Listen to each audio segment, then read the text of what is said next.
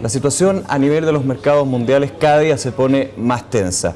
Las tensiones desde Europa, también la delicada situación que vive la economía estadounidense, pero dentro de este contexto es importante tener un análisis más profundo y también ver cuáles son los coletazos que puede tener el mercado chileno. Para eso hablaremos con el director ejecutivo de IM Trust, Guillermo Tagle. Guillermo, ¿cómo estás? Mucho gusto. Primero, preguntarte justamente eso, ¿en qué situación está la economía mundial, pero principalmente los mercados? A ver, estamos viviendo un momento de bastante tensión porque efectivamente los mercados pareció que iban a tener un alivio de su crisis financiera ya del año 2008 y en la segunda parte del 2011 se nos ha puesto realmente áspero el movimiento y especialmente por lo que ha estado ocurriendo en Europa.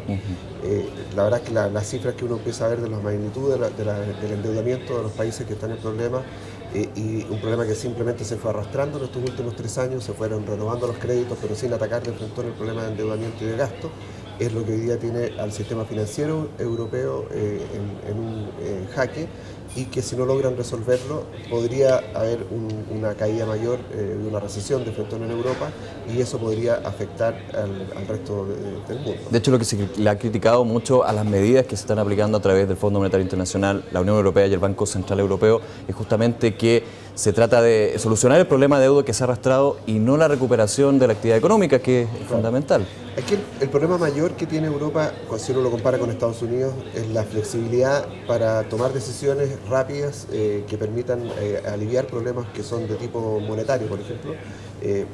Simplemente, por ejemplo, para decidir cuántos recursos inyectarle al sistema financiero europeo. En Europa tú tienes que poner de acuerdo a países, hay países más dominantes, como son los más fuertes, como Alemania y Francia, y otros que son más débiles. En el caso de Estados Unidos, un país que decide simplemente inyectar liquidez asume el costo de que se le devalúe su moneda. Claro. La devaluación de la moneda le genera beneficios en forma abierta a todos los productores de exportaciones americanos y por lo tanto la decisión se puede tomar mucho más rápido. En Europa es una cosa que tiene que ser consensuada, hay ganadores y perdedores frente a una emisión masiva de liquidez que se traduzca en una devaluación del euro y por lo tanto esa repartición de riqueza entre países distintos o culturas distintas es mucho más difícil de enfrentar y eso es lo que hace que la situación de Europa sea más difícil de resolver que una situación similar a esta, por ejemplo, que ocurriese en Estados Unidos. De hecho, se puede graficar perfectamente con lo que sucede con Alemania, que es una de las economías más estables en estos minutos en Europa, pero también recibe con fuerza el shock de la zona euro justamente por eso. Claro, lo que le pasa a Alemania es que hoy día es quizás la que está más bien, la más sólida, pero tiene que asumir que el euro se le va a devaluar como resultado de la cantidad de liquidez que tenga que inyectar para rescatar a los países que están en problemas.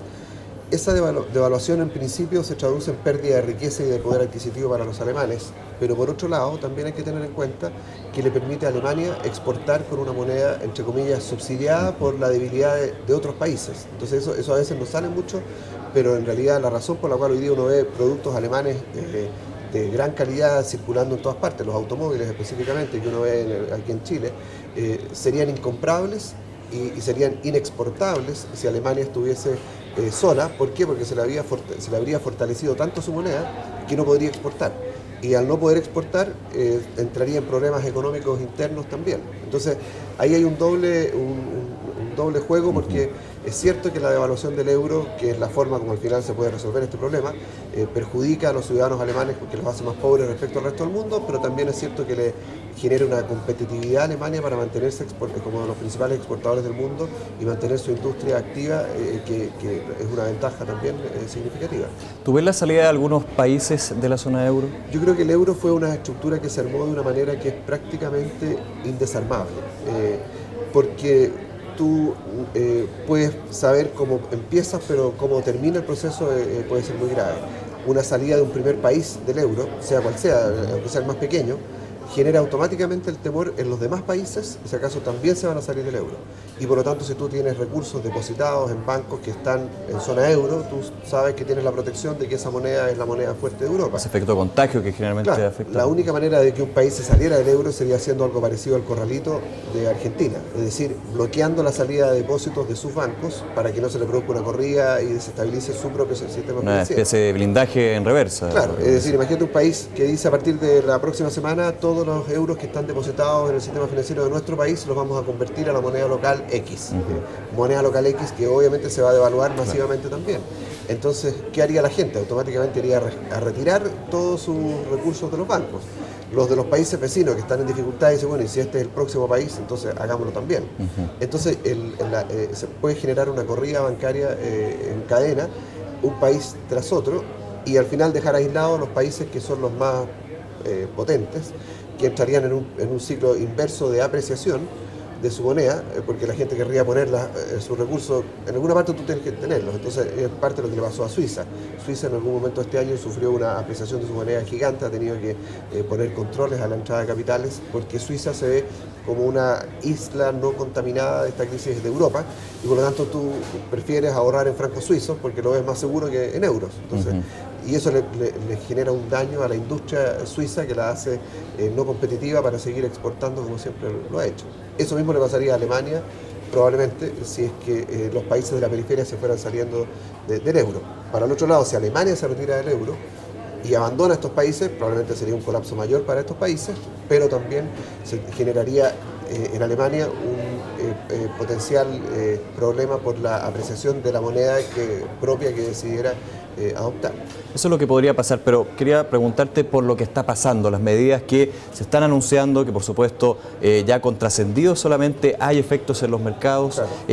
¿Cuál es tu opinión con respecto a las medidas que se están aplicando o se van a aplicar próximamente? Aquí la medida más clara y obvia es que hay que presentar y comprometerse con un plan de rescate del sistema financiero al costo que sea. Y eso es lo que Estados Unidos hizo en el año 2008 y le permitió salir bastante rápido de la crisis. Obviamente eso implicó que el Estado se hizo de la propiedad de todos los bancos. Aquí uno dice, bueno, ¿y cómo se inyecta liquidez? ¿Quién pierde? Los que pierden son los accionistas de los bancos que tienen que ver diluida su propiedad porque el Estado entra con liquidez y con capital para rescatarlo. Entonces lo que genera incertidumbre en el mercado es cuando, que fue lo que pasó entre ayer y hoy día, que Alemania dio algunas señales de que la verdad es que todavía no está demasiado dispuesta a ir adelante con una medida de ese tipo. Y si no lo hace, efectivamente se sigue postergando el proceso, en realidad vas haciendo más larga la agonía y probablemente más altas las posibilidades de que haya una recesión. Esa agonía de un enfermo que por supuesto también hay que estar muy atentos porque tiene finalmente un efecto en Chile. ¿Qué efectos podemos esperar de esta situación? Mira, Europa tiene una gran ventaja respecto al resto del mundo y por eso para Chile es mucho menos relevante una recesión en Europa que una recesión en China, por ejemplo. Europa, fue mostrado ayer en ENADER, en algunas de las presentaciones, aproximadamente el 70% de su actividad importadora-exportadora es entre países de Europa. Por lo tanto, y solamente el 30% es de Europa hacia el resto del mundo, en términos de compras y ventas. Porque el efecto para Chile definitivamente de una recesión mundial o una desaceleración mundial es caída en el precio del cobre. El precio del cobre es la vía a través de la cual la economía chilena más fuerte y directamente se conecta con la economía mundial. Por lo tanto, si cae el precio del cobre, nosotros nos vamos a empezar a ver directamente afectados. Ahora, el 40% del cobre de Chile se exporta a Asia y por lo tanto es más relevante para nosotros y Asia a su vez es de los principales consumidores de cobre del mundo. Por lo tanto, es más relevante para Chile ver cómo evoluciona la desaceleración de Asia que preocuparse en primer grado de Europa. Ahora, lo que sí es cierto es que si la recesión en Europa es profunda, de alguna manera va a impactar también a la capacidad de crecimiento que tengan el resto de los países del mundo. O sea, este miedo al colapso de la zona euro, por supuesto, también tendría... Definitivamente afectaría. Hoy día estamos teniendo un año estupendo en cuanto a crecimiento, cifras que no nos habríamos imaginado, que íbamos a crecer sobre el 6%, estamos teniendo récord de empleo y también récord debajo del desempleo. y la inversión también está activa, había bajado un poco, empezó a subir nuevamente, por lo tanto en Chile realmente todas las cifras macroeconómicas, a pesar de que en el ambiente político tú ves preocupación, incertidumbre, gente que está en desacuerdo, pero en las cifras macroeconómicas de Chile realmente son muy sólidas. Tenemos un fondo soberano que ha recuperado también parte de sus fondos. Y por lo tanto estamos bastante bien preparados para protegernos en caso de una crisis. Con respecto a eso, quería justamente preguntarte, el plan de contingencia que se habla a nivel de gobierno, ¿cuáles son las medidas más próximas que podríamos ver en actuación? Mira, ayer el ministro de Hacienda presentó en ENADE el plan de contingencia con los grandes lineamientos de lo que el gobierno está preparado para hacer en caso de necesidad. Chile, al ser un acreedor neto y no un deudor neto, tiene como primera medida para levantar recursos es que puede endeudarse. El tener esta posición tan sólida de prácticamente no tener deuda es poco frecuente y por eso vemos que los países de Europa que están teniendo dificultades tienen niveles de endeudamiento de sobre el 100% de su producto. Chile tiene un endeudamiento bruto de menos del 10% y uno neto de la caja que tiene negativo, o sea, tiene más recursos que lo que debe. O sea, está en posibilidad de endeudarse. Claro, está en endeudamiento. Y después vienen los planes de incentivo. Están los planes de incentivo al empleo, planes de incentivo a la inversión y planes de incentivo al consumo. Lo que se presentó ayer fueron esos lineamientos en términos generales. Creo que las condiciones no están como para tener que entrar a trabajar en el detalle, en la letra chica, de cuál sería un plan de estímulo al empleo.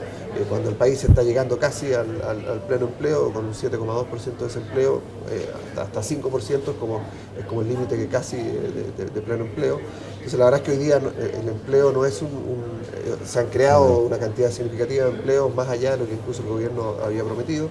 Entonces, lo importante es tener claro que el discurso es que en la medida que uno empieza a observar desaceleración significativa del mundo desarrollado, en Chile tendremos que ponernos a trabajar en planes de estímulo a la inversión, al consumo y al empleo.